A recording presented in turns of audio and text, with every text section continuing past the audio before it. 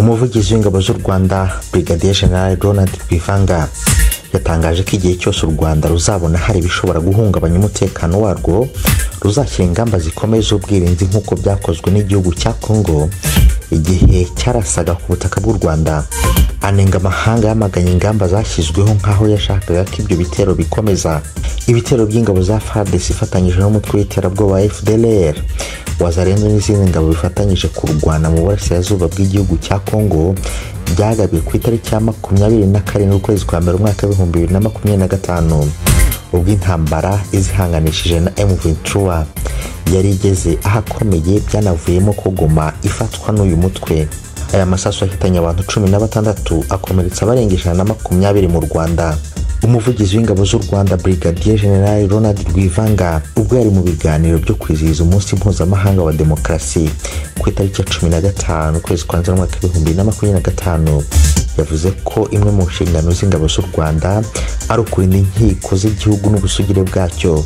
Ati rero twahise dushyiraho ingamba z'ubwirinzi kandi zahagaritse ibitero byaturukaga mu gihugu cya Congo, ariko mbere y'ibyo bari bararashe inshuro nyinshi. Yatanze urugero rw'umwaka wa 2022 ubwo FARDC ifatanyije na FDLR yarasaga mu Rwanda igamije kuburizamo inama CHOGM no guhagarika gahunda y'ubukerarugendo bw'u Rwanda. Ati twafashe ingamba z'ubwirinzi kandi tubifitiye uburenganzira, kandi izo ntwaro zari ziri kurasira kure ntabwo zongeye kurasa. Abantu baribaza ngo ni izihe ngamba zafashwe. Hari uburyo bwinshi bwo kubikora. Ushobora kubikora sa nawe basubiza, ushobora gukoresha ikoranabuhanga uzishwanyaguza, ariko icyambere nuko iyo dushaka no kurengaho byari gushoboka ariko ntabwo byakozwe. Yagize ati twafashe ingamba zo guhagarika ibyo bitero ku butaka bw'u Rwanda kandi dufite uburenganzira bwo kubikora igihe cyose bavogera ubutaka bwacu, igihe cyose tubona umutekano w'abaturage bacu uri mu byago. Twafashe ingamba kandi zigomba gufatwa igihe cyose umutekano wacu usagariwe. Brigadier General Rwanda yavuze ko umuryango mpuzamahanga wahise utera hejuru wamagana ibyo bikorwa, inyamara byari biri mu nzira zo gufasha u Rwanda kwirindira umutekano. Yavuze ko u Rwanda rwahisemo kugirana amasezerano y'imikoranire na Centrafrique na Mozambique bugamije guhagarika ubwicanyi bwahakorerwaga kandi byahise bihagarara. Nk'urugero muri Mozambique ibyihebe bimaze kwica abantu 3,000, abandi 800 barahunga kuva mu mwaka wa 2017. Ariko ku bufatanye bw'ingabo z'u Rwanda RDF n'iza Mozambique umutekano waragarutse. Ati ntabwo twabikora mu baturanyi nka Congo, dufite ibisabwa byose ngo tujye, ariko tubikoze twakamaganwa. Yongeye gusobanura ati igihe twahagarikaga amasasu yarasirwaga mu kilometero 3 mwarabyamaganye, mwashakaga ko bikomeza.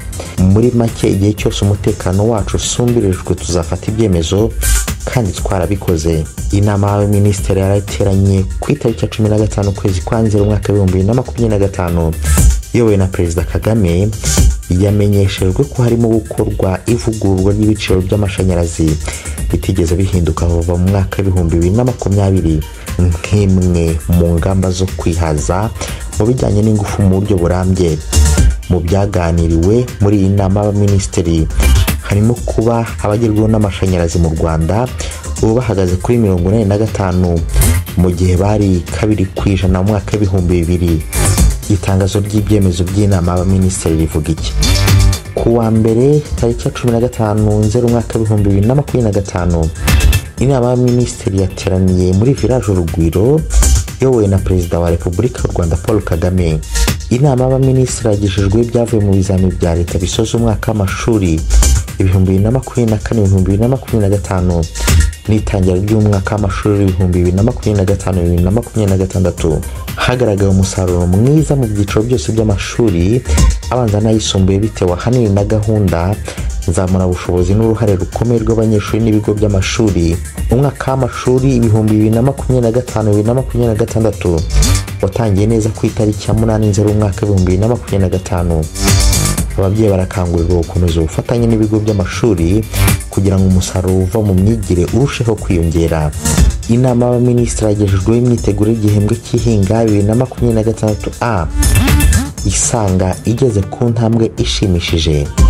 Abahinzi barakangurirwa kurangiza gutegura ubutaka, gutera imbuto kugiye no gukoresha neza inyongeramusaruro imbuto z'indobanure n'ifumbire kugira ngo barusheho kubona umusaruro ushimishije. Inama y'abaminisitiri yasuzumye intambwe imaze guterwa mu gukwirakwiza umuriro w'amashanyarazi, kongera umubare w'ingo zifite umuriro w'amashanyarazi kandi umuriro ukaba ufite ingufu zihagije kandi ntubure. Inama y'abaminisitiri yasuzumye intambwe imaze guterwa mu gukwirakwiza umuriro w'amashanyarazi, kongera umubare w'ingo zifite umuriro w'amashanyarazi kandi umuriro ukaba ufite ingufu kandi ntubure. Ingo zigerwaho n'amashanyarazi zariyongereye zigera kuri 45 mu mwaka w'2025 mu gihe zari munsi ya 2% mu mwaka w'2000.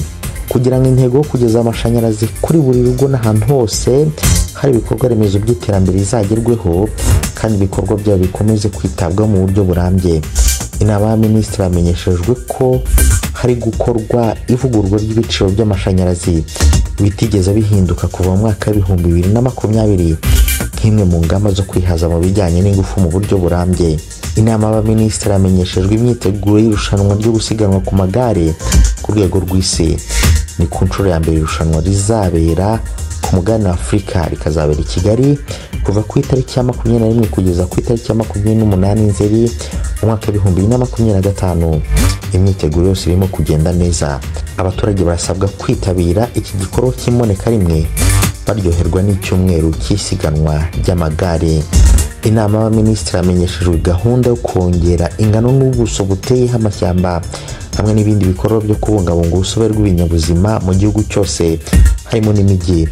Ibikorwa bizagerwamo uruhare n'imiryango hamwe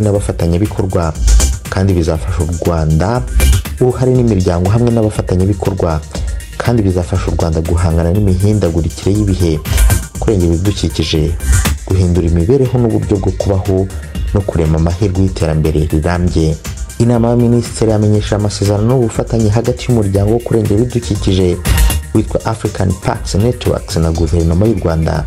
Inama y'abaminisitiri kandi yemeje itangwa ry'ubwenegihugu nyarwanda. Inama y'abaminisitiri yemeje amateka akurikira: iteka rya minisitiri rishyiraho amabwiriza y'imyitwarire rikanagenga komite z'imyitwarire mu ngabo z'u Rwanda. Iteka rya minisitiri ryemezwa ko abantu bimurwa ku mpamvu z'inyungu rusange kugira ngo hubakwe urugomero rw'amazi n'umuyoboro wo kuyakwirakwiza uva mu karere ka Gicumbi werekeza mu karere ka Nyagatare.